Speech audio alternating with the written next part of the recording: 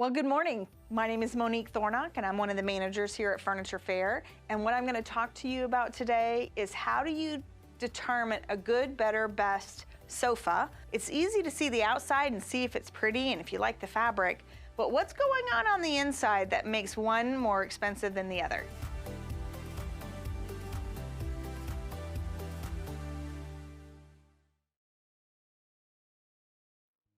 Let's start with basic construction. How is a sofa or a love seat or a chair, how are they actually built and what do they start with? Well, they all start with a hardwood frame. What does that mean, hardwood frame? Well, you have your softwoods, which are your pines and some of the softer woods that aren't going to be as durable.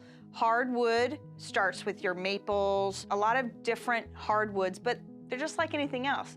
There's a variety. Getting to know what your frame is made of, sometimes it's important, sometimes it's not.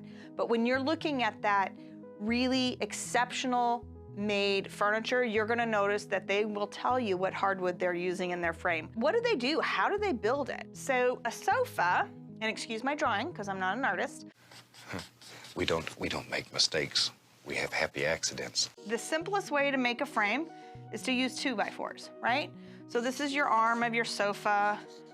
Your little legs are gonna come out here. And these are either made by 2x4s or they're made by laminate, plywoods. When you're using a ply frame, it's still considered solid wood. However, the difference is now instead of building this arm up with cardboard, you're actually able to take and cut out the shape of the arm, take it all the way down to the base, cut the plywood around, and make this all one piece. Make sense? What makes the difference between good, better, best, exceptional sofas is how that frame is put together and what kind of wood they use. So let's first talk about this, what we call an interlocking frame. If I have a ply frame that's 7 layers of ply cross laminated together, they're gonna notch this and have that cross beam come through and interlock into that front rail. So what does that mean? What does that do for you? Well, when that cross beam is connected to the back all the way to the front, there's gonna be a lot less chance of it racking or shifting. So if you think of those old wooden puzzle pieces that you're trying to figure out how to get them apart, that's what an interlocking frame is all about, is making sure that that frame is stable and it's gonna last you for years and years and years. So your better end goods will use an interlocking frame, and that's one of the things that makes a frame different from an $899 sofa to a $3,000 sofa. How things are put together is really important. For example, most people will use wood screws on their deck and not nails. How come?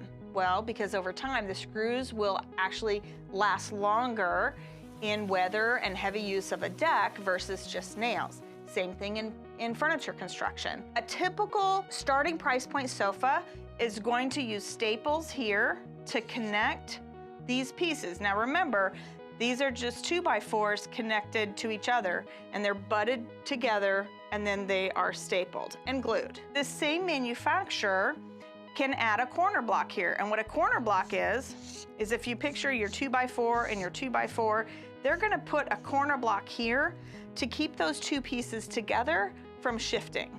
So there's gonna be a screw here and a screw here, usually they do 4, that screw into this arm piece and this front rail piece. We've used glue and we've used staples here.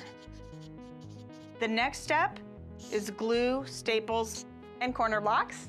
The next step is when you get into your better, best, exceptional manufacturers, you're gonna see all of these, plus they're gonna add a few things.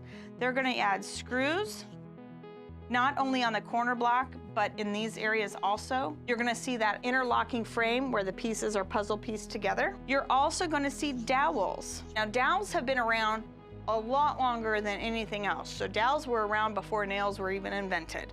And what a dowel is it's a piece of wood that they drill a hole into both pieces. The dowel gets glued into one side and then the other side is pushed onto that dowel. So your best and your exceptional you're gonna see little dowels here.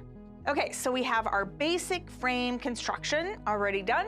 Now, what's the next step? So some manufacturers are ready to go and they're gonna start building that sofa on top of that frame, and they're gonna use a lot of cardboard. So they're gonna take that arm, they're gonna add padding, and they're gonna add cardboard to make the shape of the arm. From there, some manufacturers foam wrap the frame. So you have the basic frame here, right, of your sofa.